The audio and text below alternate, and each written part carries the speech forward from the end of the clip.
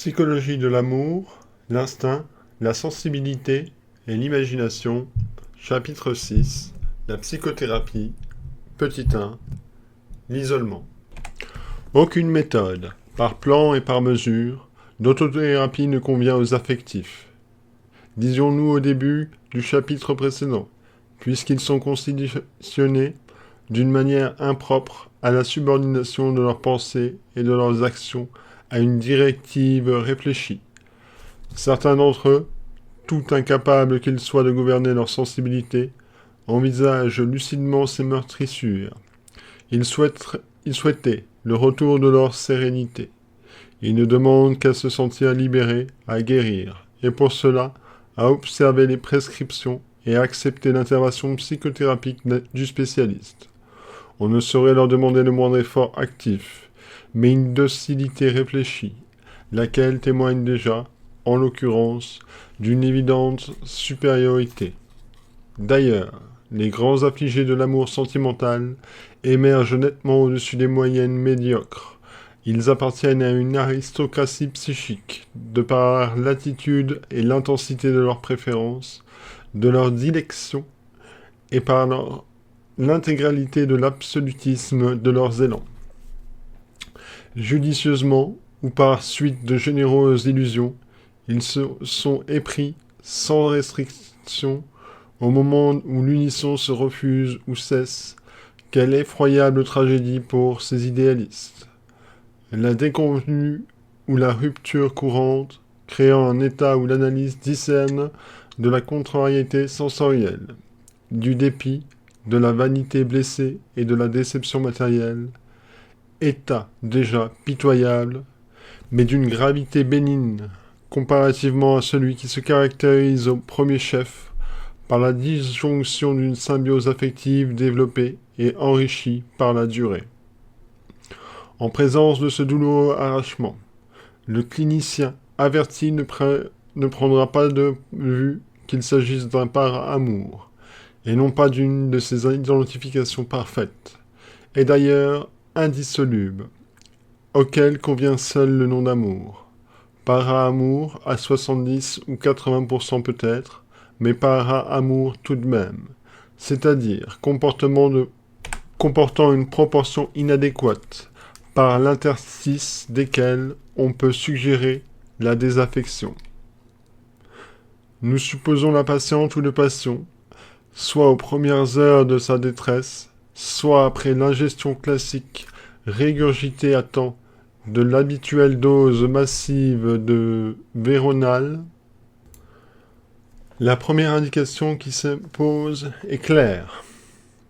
Apaiser, lessiver, favoriser de longs et profonds sommeils. D'où nécessité d'isoler le sujet, par exemple, dans une tranquille maison de santé. Comme la surveillance de jour et de nuit s'impose dans la majorité des cas, afin de prévenir le retour des paroxysmes, il faut disposer d'un personnel sélectionné et parfaitement instruit. 1. Apaiser. Le silence y concourt, un silence aussi absolu que possible, ininterrompu, même par des bruits de pas, de portes, de voix, d'objets posés avec choc. La prohibition de tout éclairage non filtré par les transparents bleus contribue également à diffuser le calme, mais l'impassibilité du thérapeute et des gardes, l'impassibilité sympathisante et non pas fermée, hostile et réprimatoire, est plus indispensable que tout le reste. Le praticien, rompu à l'art de la suggestion, saura user de cette élocution précise, monocorde, ferme et doucement persuasive qui est, en soi, un sédatif. Il écoutera les confidences spontanées sans les provoquer d'emblée. L'exposé détaillé du cas aura sa place après quelques jours de repos et de désintoxication. L'attitude de l'auteur restera expectative, passive. Il deviendra sembler admettre toutes les affirmations de son malade, considérer ses représentations comme normales, n'émettre aucune espèce d'objection, commenter prudemment ce qui lui est confié et les affirmer à diverses reprises. Nous nous rendons d'une parfaite sérénité. Vos souffrances vont diminuer rapidement. Nous vous aiderons, etc. Pour terminer, faire le point. vous allez vous reposer encore 2 ou 3 jours, et vous serez alors en état de permettre l'examen détaillé de votre cas. Chaque fin de visite doit laisser au patient une idée précise pour servir l'orientation de ses songeries. Deuxième point, lessiver. Qu'il y ait eu ou non usage de stupéfiants, un lessivage aux besoins progressifs du tube de ses annexes, foie et reins, puis d'un régime alimentaire approprié à l'âge et à l'état de l'organisme du patient s'impose absolument. Pas de régime triste ou débilitant. Moins encore ce qui favoriserait l'élévation de la température, dont l'hyperidéation. 3. Assurer le sommeil.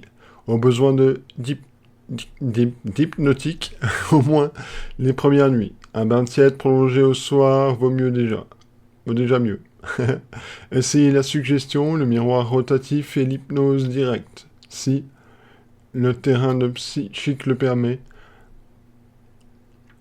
Alanguissement vagotonique peut être recherché par la relaxation musculaire contrôlée. Grand 2. La surveillance. La lucidité, la supériorité dont fait preuve l'individu assez sage pour abdiquer en des mains d'expertes le soin de le protéger contre son propre désespoir et de modifier progressivement son état, n'implique pas qu'il puisse être laissé à lui-même au cours de la journée et de la nuit. À toute heure, une assistance lui sera assurée, au même imposée, et à la base de cette assistance, il convient d'organiser l'observation vigilante de l'hygiène, de l'alimentation, des occupations et du sommeil de l'intéressé. Tact, discrétion, perspicacité, habileté persuasive et formation spécialisée suffisent à peine au personnel chargé des gardes. Il ne serait pas toujours à la hauteur de sa tâche si elle ne lui inspirait cet attrait, faute duquel le relâchement s'insinue chez les meilleurs. La directive générale à observer de la part des gardes ne consiste pas essentiellement à épier les faits et gestes du patient, mais à veiller à ce que tout contribue à son repos et toutes les sortes de contentements auxquels il reste accessible. Une ambiance nette et si possible gaie, un parfum de bien-être, des repas habilement présentés, etc. Chaque fois qu'on réussit à impressionner agréablement le malade, au physique ou au moral, il contribue à son apaisement. On incite à reprendre goût à la vie et à fortifier son désir d'une complète libération. De même que l'on combattra, par les correctifs usuels, l'inappétence de l'intensité ou de l'insuffisance de la somnation, on écartera les visites importunes, impulsifs ou de maladroits dont l'habitude et les propos l'attristeraient et l'agiteraient. Grand 3. Analyse du cas. Afin de suggestionner le patient dans un sens compatible avec ses tendances et sa formation, l'étude psychologique préalable de sa personnalité est indispensable. Cette étude nécessite sa confiance absolue. Il sera invité à donner au médecin un exposé de son évolution depuis son enfance. On évitera la fatigue et la hâte dans l'évocation du souvenir.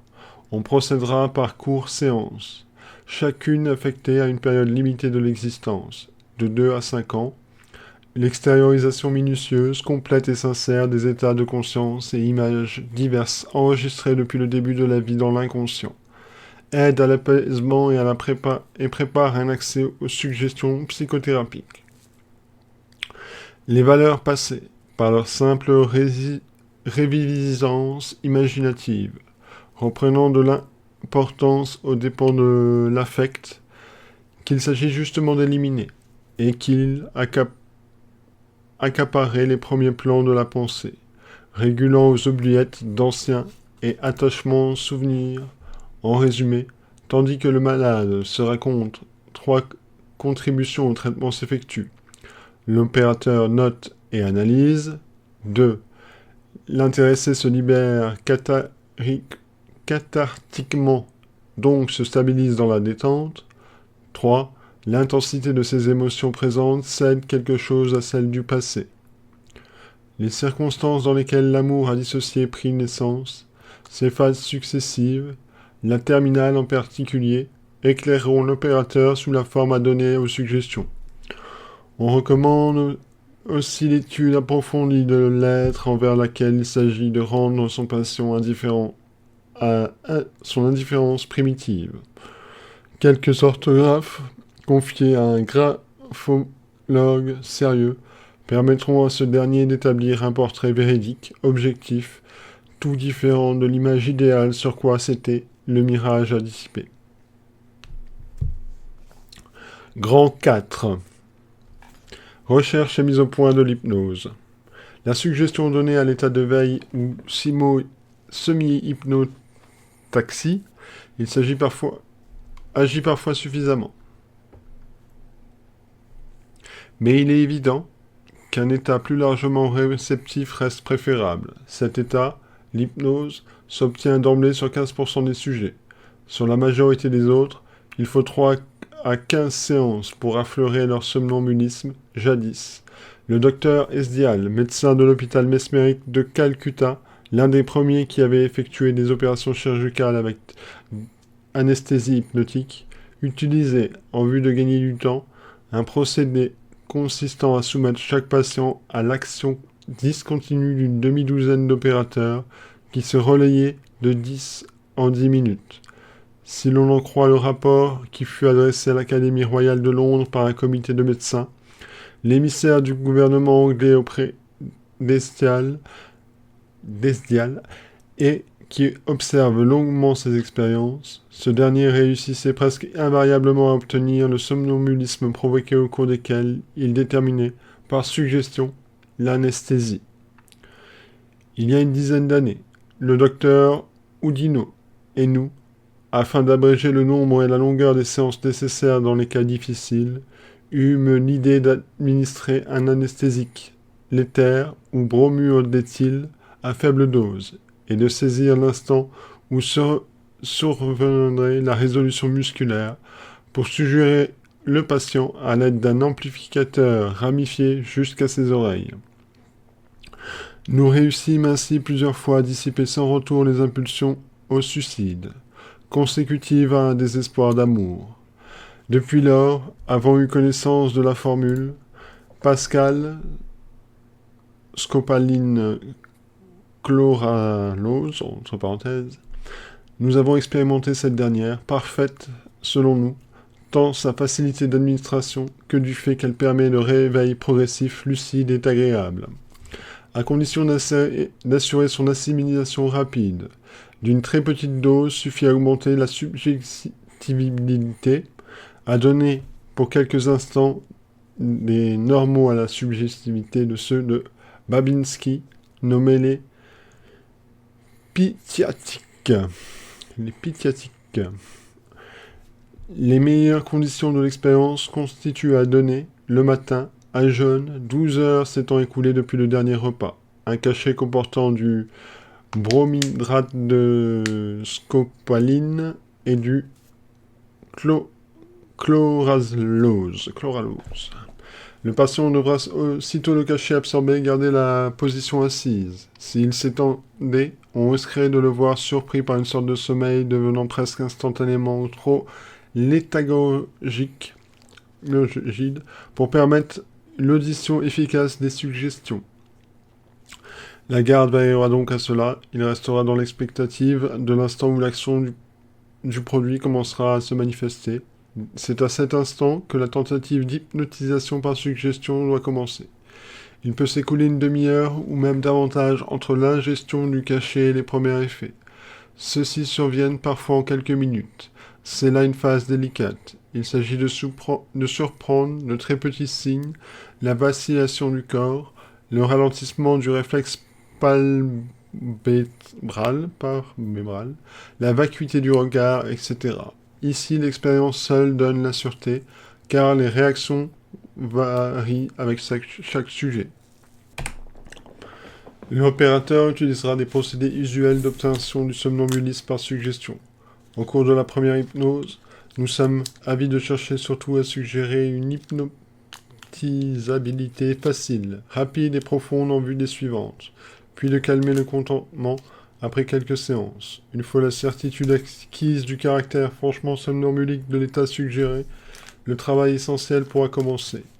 Dans les cas d'exceptionnelles difficultés, la dose peut être doublée, mais il faut s'assurer de l'intégrité du cœur et des reins, ainsi que des bronches à cause de l'action vasodilatatrice de la scopolamine. À noter qu'à dose égale, le soluté injectable agit plus vite et mieux que le cachet. 5. Le premier groupe de suggestions. Affirmer d'emblée une désaffection encore incompatible avec l'état psychique du patient serait à la fois inopérant et dangereux. Inopérant parce qu'en dépit d'un acquiescement tout superficiel, la suggestion ne serait pas acceptée avec parfait assentiment. Périlleux parce qu'alors on imposerait une sorte de refoulement régénérateur de troubles dérivés ou de retour d'état aigu. Aussi convient-il de ne pas attaquer immédiatement sur le point sensible, mais de s'attarder d'abord à désensibiliser le terrain.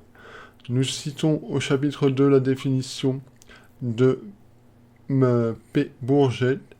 Il y a un certain état mental et physique où tout s'abolit dans notre pensée, dans notre cœur, dans nos sens. Ambition, devoir, passé, avenir, habitude et besoin, à la seule idée qu'un être qui représente pour nous le bonheur.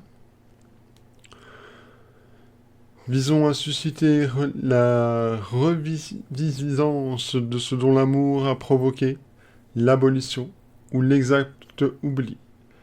Ainsi, nous modifierons heureusement la condition psychique du sujet. Pratiquement à l'aide des notes prises antérieurement, comme nous l'avons indiqué, on s'attachera à obtenir que le sujet revive son passé, depuis la maison paternelle jusqu'au moment où il s'est pris, grâce à l'hypnose, qui permet la rétribution des souvenirs oubliés à l'état de veille, l'hallucinante précision des images et le monodéisme, cette première phase rééducatrice est aisément et intensément réalisable. Son efficacité est telle que parfois elle suffit. Une séance de suggestion bien ordonnée doit commencer par une série d'affirmations relatives à l'état général du sujet.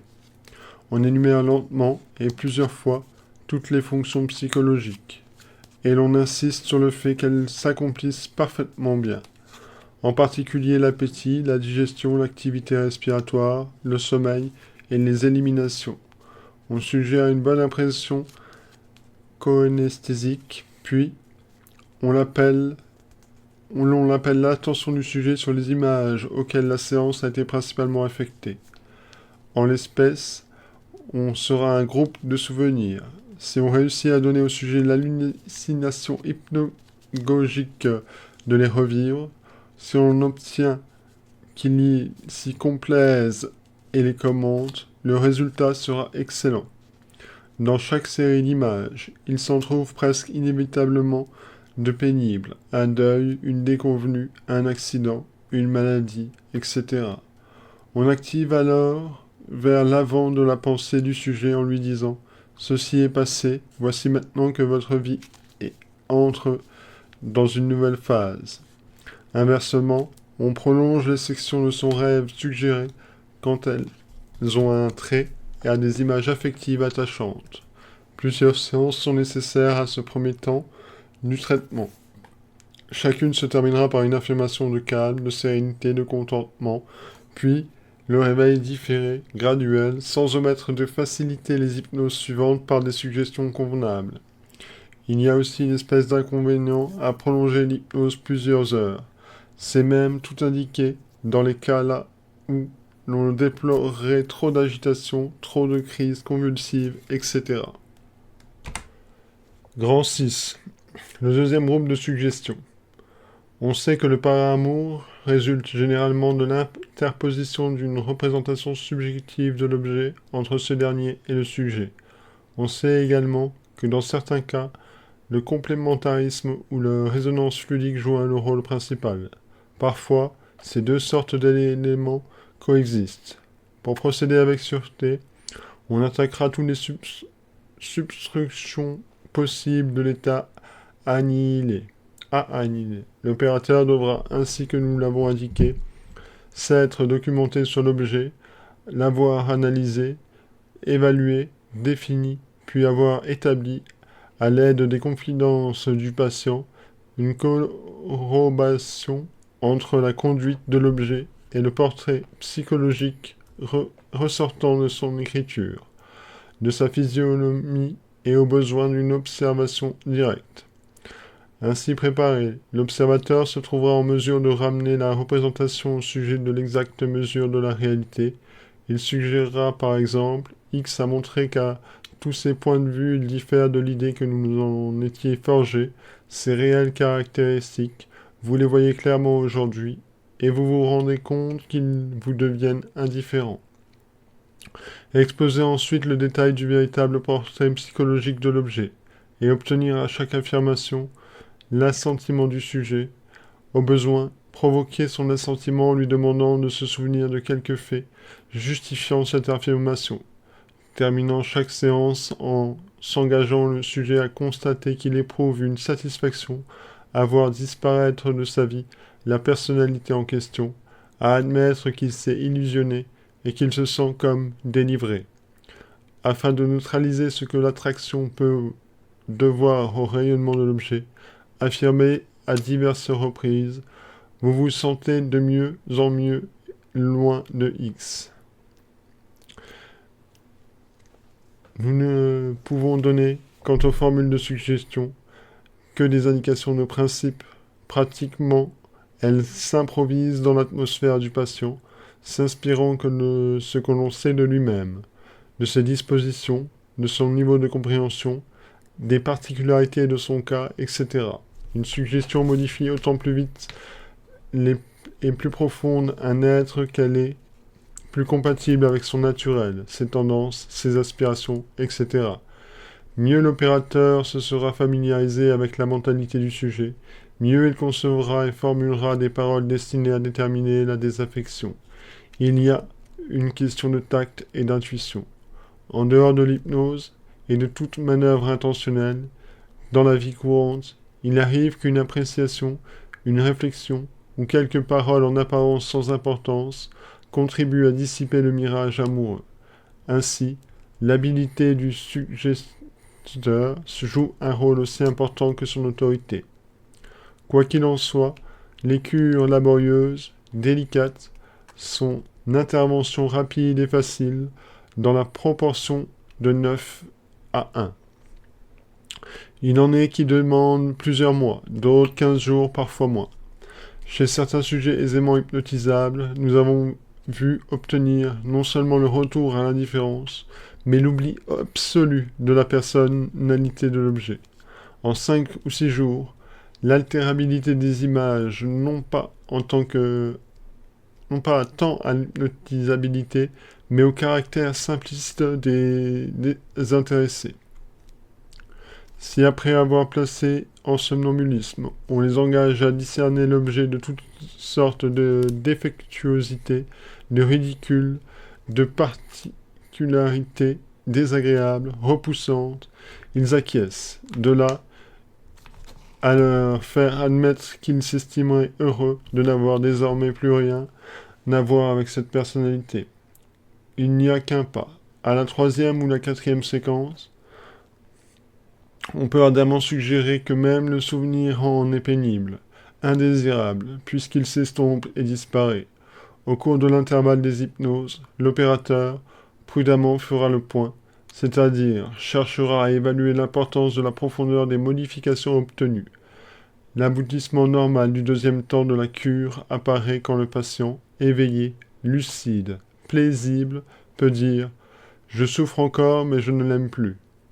À ce moment-là, c'est qu'il regrette, ce n'est plus quelqu'un, c'est quelque chose, à savoir une espèce de joie émotive imaginaire, résultante d'un ensemble d'impressions dont les sources manquent.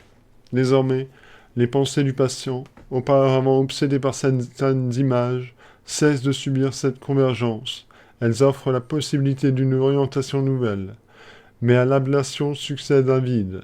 L'amour, bien qu'issu d'illusion, constitue un état réel, une sustentation psychique qui importe bien autrement que l'être aimé.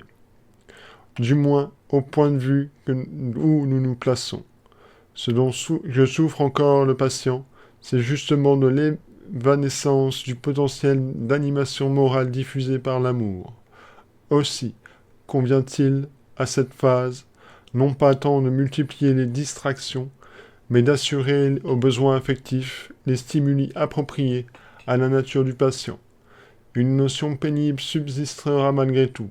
Elle existera avant l'amour, mais imprécise, tolérable, et même à certaines heures non perçues.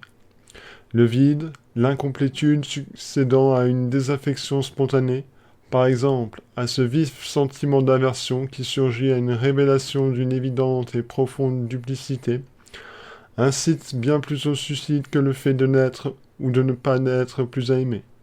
La toxicomanie, ce suicide lent, commence souvent ainsi. Les affectifs, et ceux sont ceux que nous en avons vus dans ce chapitre, ont constamment besoin d'un objectif, dont ils puissent s'éprendre, faute de quoi leur vie intérieure se tarit et s'anéantit. Quand la désaffection est obtenue à l'aide de procédés psychothérapiques, l'exposé suivant, la partie la plus délicate de la tâche commence. Selon les ressources intellectuelles, le niveau du patient, sa formation philosophique, ses idées générales, ses occupations, son entourage, on s'efforce de discerner vers ce qui, ou vers quoi, orienter ses pensées immédiates. Grand 7, le troisième groupe de suggestions. N'oublions pas que seul l'amour peut combler une autre âme apte à l'amour, environ 25%. Il serait donc impardonnable d'erreur de suggérer, en vue d'une guérison définitive, l'inaccessibilité. Il reste d'ailleurs douteux d'une pareille suggestion puisse être efficace. Dans l'hypnose, on se trouve en présence d'un psychisme momentanément modifié. La conscience psychologique suspendue permet d'influencer directement sur l'inconscient, mais ce dernier a son individualité, il a ses tendances, ses résistances. Il n'accepte pas indistinctement tout ce qui lui est suggéré, ou même impérativement ordonné. Essaye d'obliger un sujet en somnambulisme à accomplir, à consentir un acte contraire à ses idiosyncrasies profondes. Il s'y refusera. Si vous insistez, ou bien si vous provoquez une crise convulsive générale suivie d'un réveil spontané, ou bien vous déterminez une contracture générale immobilisante, il y a quelques années, l'idée vint, paraît-il, à un praticien théorique probablement, de suggérer à des patientes « Désormais vous serez réfractaire à l'amour ». Si on mettait cette idée à l'exécution, ce serait d'ailleurs un véritable attentat au libre arbitre des suggérés. Il y aurait donc vraisemblablement révolte inconsciente et inacceptation des suggestions, à supposer qu'elles soient subies. Leur état impliquerait une atonie non seulement pénible mais périlleuse. La troisième étape du traitement consistera donc à évoquer, sur le plan imaginatif de l'intéressé, des anticipations conformes à son état, à son naturel, un avenir agréable, des visions souriantes, et à lui donner espoir et le désir de retrouver l'équivalent de ce qui lui a été refusé ou ce qui lui a été dérobé. On lui suggérera l'optimisme, la confiance en soi, la certitude d'une continuité de son charme, de ses éléments de séduction, le goût de veiller à son intégrité organique et à sa conservation esthétique. Comme les aptes à l'amour participent largement à ce que le veille occultisme nomme la complexion vénusiaque, très ouverte aux harmonies sensorielles, ils réagissent très bien aux suggestions tentant de ranimer leur penchant pour la musique, les parfums, le spectacle féerique et les paysages riants, etc. La cure peut être considérée comme parfaite quand le patient commence à oublier pourquoi il est venu se faire traiter, quand il organise ses distractions, envisage des projets d'avenir, manifeste avec suite, avec coordination, de l'intérêt pour de nouveaux objectifs. Quand l'animation et la gaieté reparaissent sur son visage et qu'il parle au passé, avec une mélancolie modérée, mais sans tristesse déprimante, de l'ancien amour. Comme transition entre la maison de la santé et le retour à l'habituel modus vivendi, le voyage sera conseillé, surtout dans des régions et dans des villes où le patient n'est jamais allé antérieurement.